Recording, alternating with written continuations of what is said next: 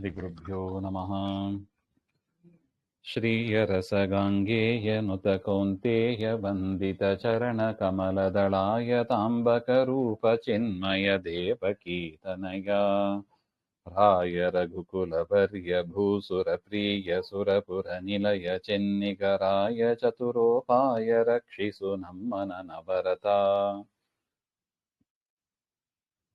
ಹರಿಭಕ್ತಿ ಸಾರದಲ್ಲಿ 33ನೇ ಪದ್ಯ.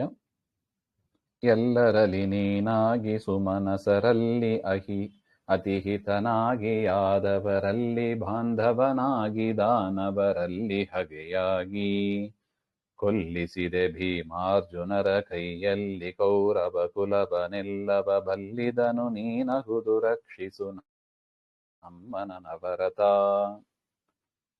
ಶ್ರೀಹರಿಯೇ, ಎಲ್ಲರಲ್ಲಿ ನೀನು ಇರುವವನಾಗಿರುವಿ. ನೋಡಿದೆ, ಮುಖ್ಯವಾಗಿ ಅಪರೋಕ್ಷ ಜ್ಞಾನಕ್ಕೆ ಮುಖ್ಯ ಸಾಧನೆ ಇದು ಅಂತಾರೆ ಈ ಪಾಯಿಂಟ್. ಎಲ್ಲರಲ್ಲಿ ನೀನಾಗಿ. ಎಷ್ಟು ಚೆನ್ನಾಗಿ ಗುರುಗಳು ಹೇಳ್ಬಿಟ್ರು ನೋಡಿ ಇದನ್ನು. ಯಾರಲ್ಲಿ ಕಂಡ್ರೂ ಕೂಡ ನಾವು ದೇವರನ್ನ ಕಾಣಬೇಕ್ರಿ. ದೇವರಿಲ್ಲದೆ ಆ ಜೀವರಾಗಲಿ ಆ ಜಡ ಪದಾರ್ಥ ಆಗಲಿ ಇರ್ಲಿಕ್ಕೆ ಸಾಧ್ಯನೇ ಇಲ್ಲ. ಅದರಿಂದ ಒಂದು ವ್ಯಕ್ತಿಯನ್ನ ಕಂಡಾಗ ಮೊದಲು ಕಾಣಬೇಕಾದ್ದು ಅಲ್ಲಿರುವ ದೇವರನ್ನ. ದೇವಸ್ಥಾನಕ್ಕೆ ಹೋದರೆ ಮೊದಲು ಕಾಣ್ತೇವೆ ಯಾವುದನ್ನ? ಸ್ವಾಮಿಗಳು ಹೇಳೋರು, ಪಲಿಮಾರ್ ಸ್ವಾಮಿಗಳು. ಅವ್ರ ಮೈಯಲ್ಲಿ ಇರುವ ಆಭರಣವನ್ನ ನೋಡ್ತೀವಿ, ಅವನ ವಾಹನಗಳನ್ನ ನೋಡ್ತೀವಿ, ಹೊರತು ದೇವರನ್ನ ನೋಡೋದೇ ಇಲ್ಲ ನಾವು, ಹಾಗೆ ಅಂತ ಹೇಳೋರವರು.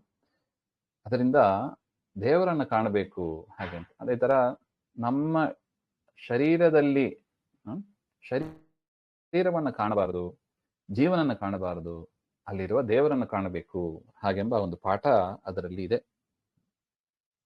ಎಲ್ಲರಲ್ಲೂ ದೇವರನ್ನ ಕಂಡ ಮೇಲೆ ಕಾಮಕ್ರೋಧಾದಿಗಳು ಬರೋದಿಲ್ಲ. ನೋಡಿ, ದೇವರ ಸ್ಮರಣೆ ಬಂದ ಕೂಡಲೇ ಈ ಕಲಿ ಎಲ್ಲಿದ್ದಾನೆ ಗೊತ್ತಾ? ನಾವು ಪರೀಕ್ಷಿತ ರಾಜ ಹೇಳಿದ ಹಾಗೆ ಭಾಗವತದಲ್ಲಿ ಹೊರಗಡೆ 5 ಕಡೆ ಇದ್ದಾನೆ. ಹೌದು, ಸುರಾಪಾನ ಇತ್ಯಾದಿಗಳು ಕೇಳಿದ್ದೀರಿ. ಅದರಲ್ಲಿ ಇದ್ದಾನೆ. ಹೌದು, ಅದರ ಒಳಗಡೆ ಎಲ್ಲಿದ್ದಾನೆ? ಒಳಗಡೆ 6 ಕಡೆಯಲ್ಲಿ ಇದ್ದಾನೆ. ಹಾಗೆ ಮನಸ್ಸಿನಲ್ಲೇ ಪ್ರಧಾನವಾಗಿ ಇರೋದು ಅವನು. ಅದು ಅದರ 6 ಕಡೆಯಲ್ಲಿ ಎದ್ದು ಕಾಣುತ್ತದೆ. ಹೇಗೆ ಭಕ್ತಿ 9 ಕಡೆ ಎದ್ದು ಕಾಣುತ್ತದೆ, ಕಲಿ ಇರೋದು 6 ಕಡೆ. ಯಾವುದು?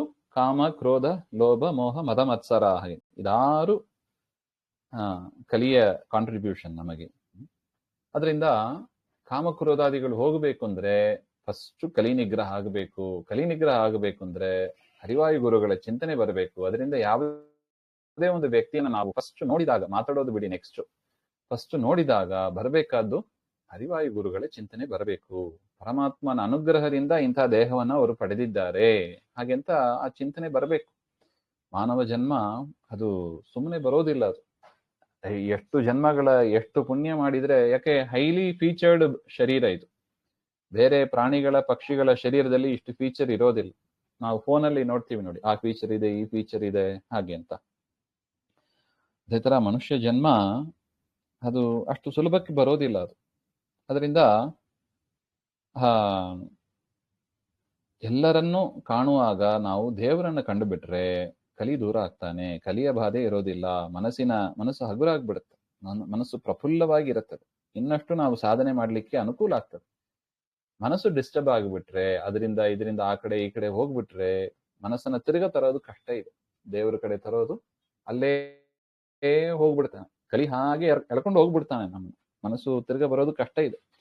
ಅದರಿಂದ ಮತ್ತೆ ಮತ್ತೆ ಮನಸ್ಸನ್ನ ನಾವು ವಾಪಸ್ ದೇವರ ಕಡೆ ತರಬೇಕು ಅಂದ್ರೆ ಸುಲಭ ಉಪಾಯ, ಯಾವ ಪದಾರ್ಥವನ್ನು ಕಂಡ್ರೆ ದೇವರ ಸ್ಮರಣೆ ಮಾಡೋದು. ಯಾಕೆ? ಯಾವ್ದಾದ್ರು ಒಂದು ಪದಾರ್ಥ ಕಣ್ಣಿಗೆ ಬೀಳ್ತಾನೆ ಇರ್ತದೆ. ನಮಗೆ ಪುಸ್ತಕನೋ ಬೀರೋನೋ ಏನೋ ಒಂದು ಕಣ್ಣಿಗೆ ಬೀಳ್ತಾನೆ ಇರ್ತದೆ ಮನುಷ್ಯರು. ಅದರಿಂದ ನಾವು ಏನ್ ಚೇಂಜ್ ಮಾಡಬೇಕಾಗಿದೆ ಅಂದ್ರೆ ಮನುಷ್ಯರನ್ನಾಗಿ ಕಾಣಬೇಡಿ. ಅದನ್ನೇ ಉಪನಿಷತ್ ಹೇಳಿತು, ಸರ್ವಂ ಖಲು ಇದಂ ಬ್ರಹ್ಮ. ಎಲ್ಲರೂ ಕೂಡ ದೇವರ ಅಧೀನದಲ್ಲಿ ಇರುವವರು ಅಂತ. ಅದನ್ನ ಮಾಯಾವಾದಿಗಳು ಬೇರೆ ರೀತಿಯಾಗಿ ಅರ್ಥ ಮಾಡ್ಕೊಂಡ್ಬಿಟ್ರು. ಬಿಡಿ. ಅದರಿಂದ ಎಲ್ಲರಲ್ಲಿ ನೀನಾಗಿ ಹಾಗೆಂಬ ಒಂದು ವಿಚಾರ ಇದು ನಮಗೆ ಅಪರೋಕ್ಷ ಜ್ಞಾನಕ್ಕೆ ಹತ್ರ ಕರೆದೊಯ್ಯತಕ್ಕದ್ದು. ಭಗವದ್ಗೀತೆಯಲ್ಲೂ ಈ ಮಾತು ಬರುತ್ತದೆ. ಶುನಿಚೇವ ಶ್ವಪಾಕೇಚ ಪಂಡಿತಾಹ ಸಮದರ್ಶಿತಾಹ ಹಾಗೆಂಬ ವಿಚಾರ ಮಾಡಿದಾಗ ರಾಯರು ತಿಳಿಸ್ತಾರೆ. ಅದು ಅಭ್ಯಾಸ ಮಾಡಬೇಕು. ಮಾಡ್ಲಿಕ್ಕಾಗಲ್ಲ ಅಂತ ಅಲ್ಲ. ನಮಗೆ ದೇವರ ಅದೇ ನಮ್ದು ಡಿಸೈರ್ ಇರಬಾರ್ದು. ನಮ್ದು ಡಿಸೈರ್ ಏನಾಗಬೇಕು? ಬರ್ನಿಂಗ್ ಡಿಸೈರ್ ಆಗಬೇಕು ಅಂತಾರ ನೋಡಿ. ಬರ್ನಿಂಗ್ ಡಿಸೈರ್ ಆದ್ರೆ ನಾವ್ ಈ ಮಾರ್ಗ ಎಲ್ಲ ನಮಗೆ ಕಿವಿಗೆ ಬೀಳ್ತದೆ, ಹುಡುಕ್ತಾ ಇರ್ತೀವಿ, ಪ್ರಯತ್ನ ಪಡ್ತಾ ಇರ್ತೀವಿ. ದೇವರನ್ನ ಕಾಣೋದು ಹೇಗೆ? ಹಿಂದೆ ಹೇಳಿದ್ರು, ದೇವರು ಹುಲಿಯುವ ಹರಿಕಥಾಂಸಾರದಂದು ವಿಶೇಷವಾಗಿ ಹೇಳ್ತಾ ಇರ್ತಾರೆ, ಮಾಡ್ರಿ ನಿತ್ಯ ಕೇಳಿ ಭಗವಂತ ಒಲಿತಾನೆ ಹಾಗೆ ಅಂತ. ಆ ಒಲಿಯೋದು ಮುಖ್ಯ. ದೇವರನ್ನ ಒಲಿಸ್ಕೋಬೇಕು ಅಂದ್ರೆ ನಾವು ಬೇರೆದನ್ನ ಮರೀಲಿಕ್ಕೆ ತಯಾರಾಗಬೇಕು. ಆರ್ ವಿ ರೆಡಿ ಎಂಬ ಕ್ವಶನ್ ನಾವು ಕೇಳ್ಕೋಬೇಕು. Am A ready? ಎಲ್ಲವನ್ನು ಬಿಟ್ಟು ಹೋಗ್ಲಿಕ್ಕೆ ತಯಾರಾ ಹಾಗೆ ಅಂತ ಕ್ವಶನ್ ಬಂದ್ರೆ, ಎಲ್ಲವನ್ನು ಬಿಟ್ಟು ಅಂದ್ರೆ ಎಲ್ಲೂ ಹೋಗೋದು ಬೇಡ. ಆ ಅಟ್ಯಾಚ್ಮೆಂಟ್ ಅನ್ನ ಮನಸ್ಸಿನಿಂದ ಫಸ್ಟ್ ಅವ್ರನ್ನೆಲ್ಲ ಹೊರಗೆ ಕಳಿಸ್ಬೇಕು.